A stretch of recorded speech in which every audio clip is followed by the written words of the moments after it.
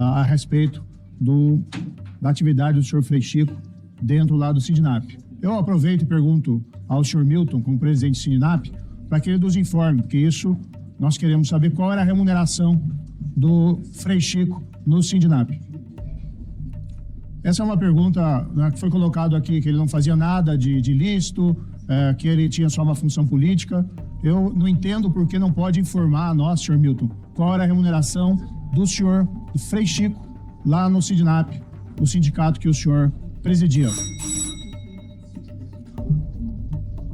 Então, já se vê muito claramente, né, a máscara caindo. Ou seja, o Brasil está diante aqui de uma seguinte situação. O Sindinap, ele recebeu cerca de 599 milhões de benefícios descontados de aposentados e pensionistas. Um dado que eu tenho aqui, 247 mil dos associados já pediram restituição, afirmando que não haviam autorizado realizar esses descontos.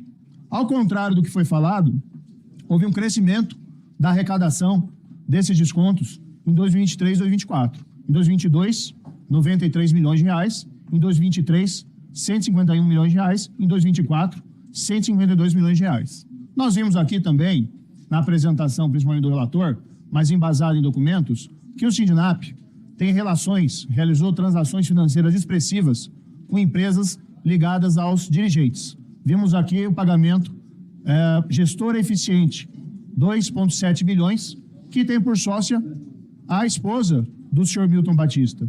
Vimos aqui pagamentos a empresas, várias empresas relacionadas ao ex-presidente do Sindinap anterior, o Inocentini. Por isso eu repito uma pergunta muito simples. Qual era a remuneração do Frei Chico no Sindinap?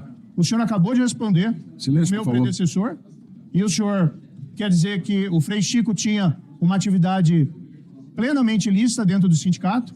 Eu só gostaria de saber qual que é o valor da remuneração.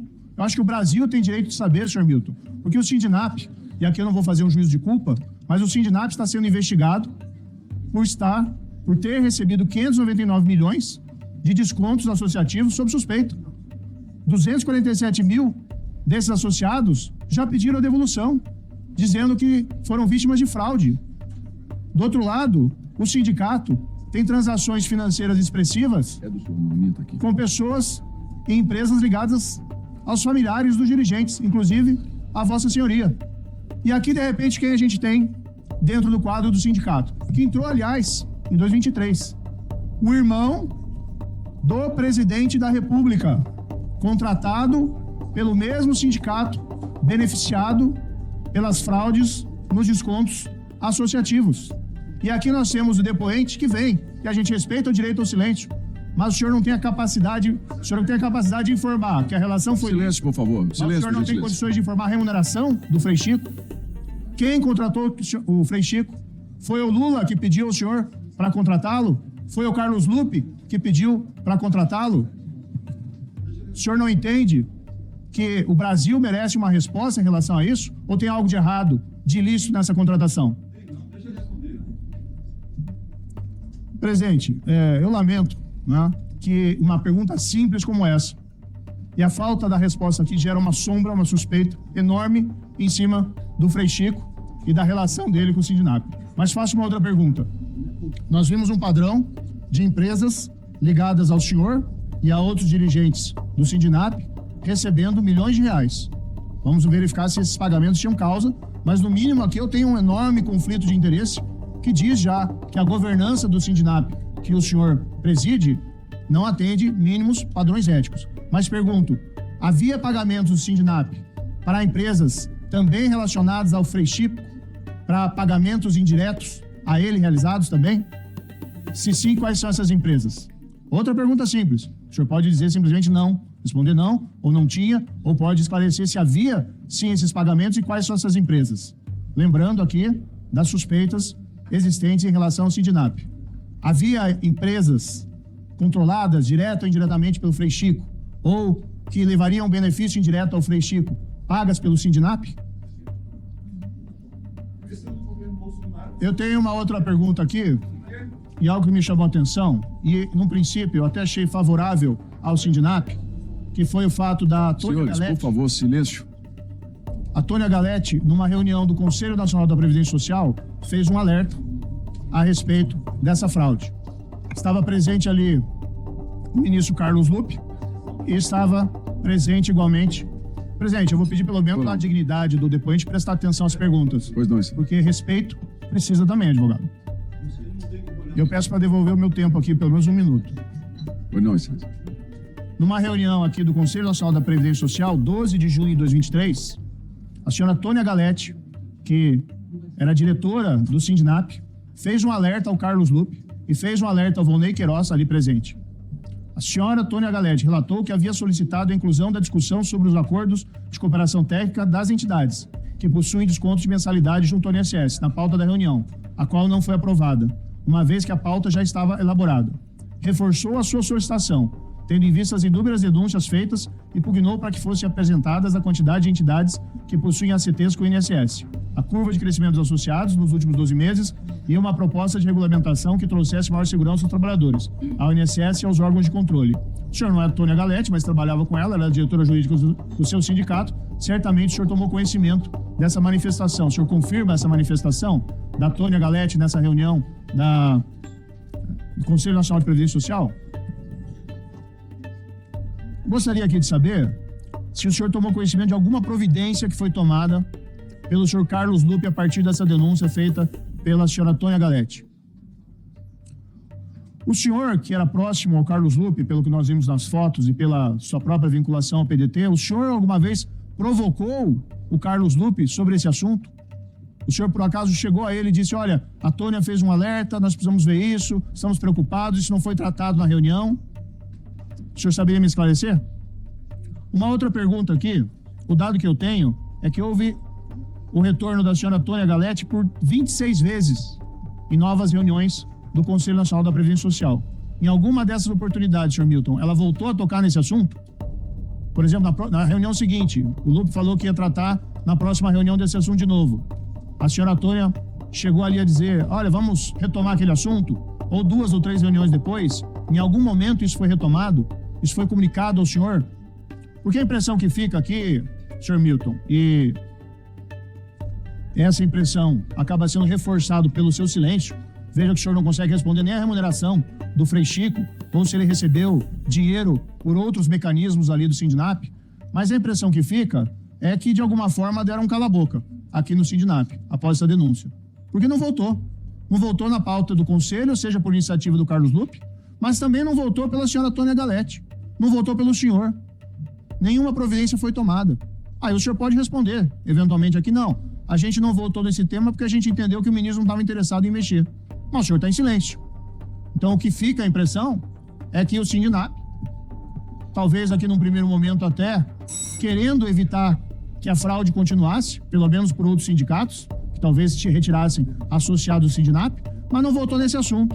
Então, fica a impressão aqui de que alguma coisa aconteceu nesse período para dar um cala-boca nessa denúncia do Sindinap. E como o senhor fica em silêncio, o senhor não fala nada. Eu fui juiz por 22 anos e uma coisa eu aprendi, senhor Milton. Se o acusado, se o investigado não tem uma boa história, é melhor ele ficar em silêncio mesmo. Só que tem um detalhe aqui. Nós somos uma CPMI e o senhor está falando para o Brasil. Quando o senhor fica em silêncio, com toda essa publicidade, a aura de culpado, a impressão de culpa, de responsabilidade, fica em cima do senhor. E o senhor aqui, de fato, perde uma oportunidade para dar esses mínimos esclarecimentos. Veja, o senhor tem um sindicato cujo irmão do Lula é vice-presidente, que foi beneficiado pela fraude, que tem pagamentos feitos a familiares dos dirigentes, e o senhor não dá um esclarecimento. Esse era o momento que o senhor devia, não para nós, porque nós somos, finalizando, nós somos representantes aqui apenas da população. O senhor não está num tribunal ordinário, num inquérito policial. O senhor deve esclarecimento sim ao Brasil sobre a relação do Sindinap com essa fraude e o papel do Frei Chico, irmão do Lula. Que pode tentar beatificar, mas não é bem essa história que a gente conhece em relação ao Frei Chico. Nós temos milhares e milhares de páginas dentro da CPMI que já chegaram e foram lidas. Não sei se todas foram lidas, mas eu te garanto que milhares foram lidas. Nós tivemos do Sindinap os rifes que chegaram de quebra de sigilo. O COAF remeteu todas para cá. Sabe quantas vezes aparece o nome do Frei Chico? Nenhuma vez. Em nenhuma delas. Seja no Senacom, naquele grupo de trabalho, nos RIFs de modo algum, ou seja, não houve nenhum pagamento do Sindinap ao Frei Chico. Nada foi descoberto contra o Frei Chico. Ele também não é investigado. Então não existe nada em relação ao Frei Chico. Portanto, daí tirar uma conclusão, que ele vai ser o único vice-presidente a ser ouvido, é evidentemente uma seletividade. E por isso nós não vamos permitir que isso aconteça. Porque se levar a CPMI para seletividade política e ideológica, achando que vai fazer algum vínculo forçado, como querem aqui, vão se dar mal. Nem relatório é aprovado dessa forma, porque não condiz com a verdade.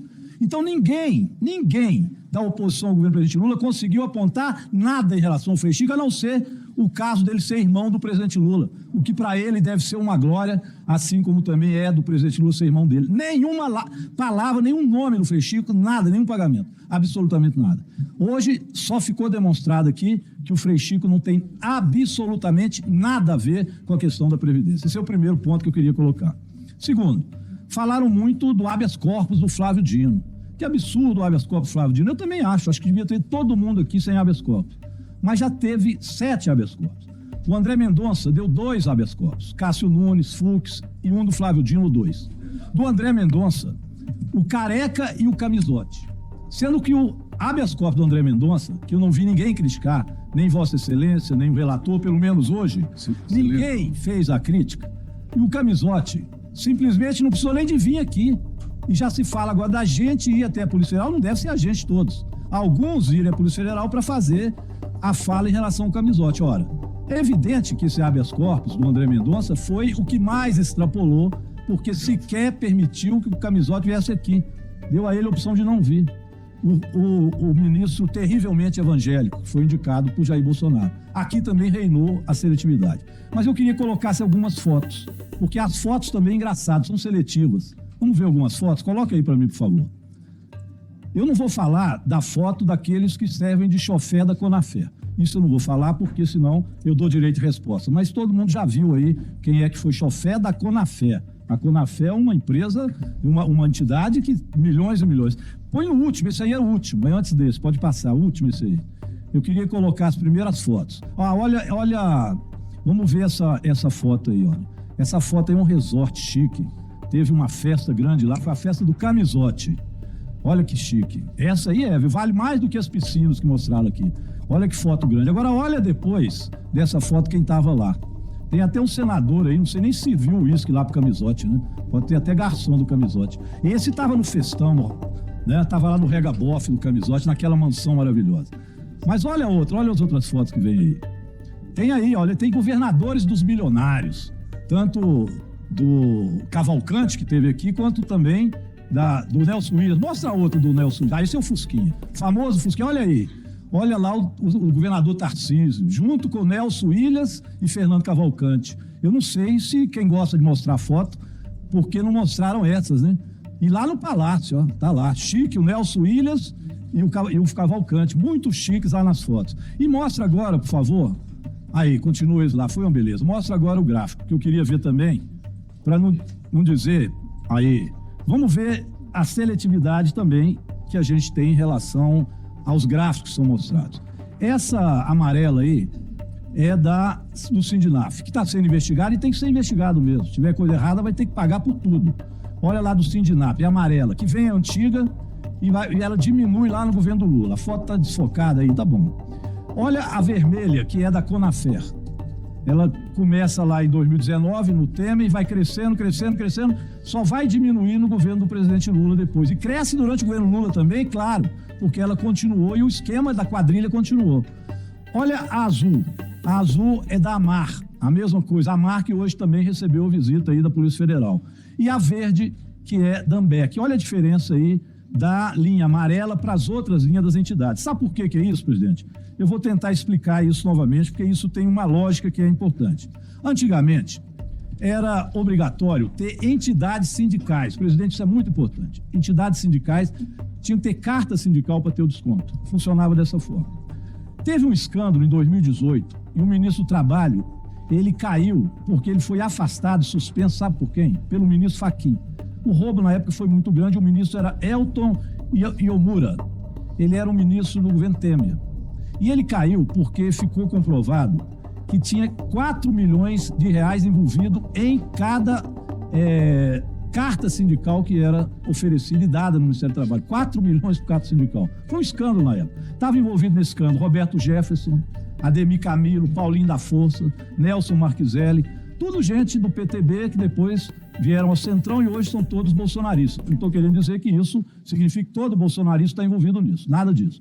Mas olha só, era 4 milhões que se vendia cada carta sindical. E essa carta sindical ia para receber a CT. Esse era o esquema que havia então na época. Como muitos não conseguiam, o preço era caro, etc., veio o escândalo e isso acabou. O que aconteceu depois? Em 2019, aí veio um decreto do governo Temer dizendo o seguinte: não precisa mais de carta sindical. Qualquer entidade associativa poderá fazer parte e ter as CTs, desde que seja entidade de aposentados e demonstre os filiados. Aí é que começaram a aparecer essas entidades ali, ó, de 2019, a grande maioria delas. Hoje são 42, né? Conafer, Amar, Ambec. Então, essas entidades picaretas, que não precisavam de carta sindical, portanto, nada tem a ver com o sindicato. Às vezes o preconceito é grande, eles falam sindicatos, não são sindicatos, são associações de aposentados picaretas que roubaram o dinheiro do servidor, que é o que nós estamos vendo agora. Elas, então, entraram em 2019 e passaram a receber lá de dentro do INSS, através de roubo, e nós vamos chegar nesses que estavam roubando lá, e são muitos, a gente já tem vários deles em mente, todo mundo sabe disso, nós vamos chegar a quem lá de dentro corrompia e mandava estes aposentados como se fossem filiados das entidades. As entidades, então, tinham um esquema de fingir que ampliava a sua filiação. E assim aumentasse o roubo. Coitado do aposentado, 40, 50 reais, isso de milhões de aposentado virou bilhões. Esse foi o fato que aconteceu. E essa mudança se deu em 2019, depois do escândalo do roubo que houve no Ministério do Trabalho, da venda da carta sindical. Então, presidente, esse é o fato, são fatos que aconteceram, são importantes que a gente saiba, para a gente fazer um relatório, que ele de fato seja um relatório verdadeiro, um relatório que não seja parcial, um relatório que não tenha seletividade. Mas eu queria terminar com aquilo que eu comecei. Nada, absolutamente nada se encontrou do Frei Chico, a não ser o fato dele ser irmão do presidente Lula, o que é um orgulho, né? Aliás, o presidente Lula, que hoje, demonstrado nas pesquisas, deve ter dado esse desespero geral. Ganha de qualquer adversário de balaiada, se não ganhar no primeiro turno. Mas não há ninguém no segundo turno. Isso deixa os bolsonaristas doentes de raiva e até votando a favor de bancos, bets e bilionários para tentar atrapalhar o governo do presidente Lula e, na verdade, atrapalham o povo brasileiro. Então, vamos levar a CPMI com dados concretos. Vamos convocar quem tem que ser convocado. Vamos largar a seletividade ideológica para lá. Obrigado.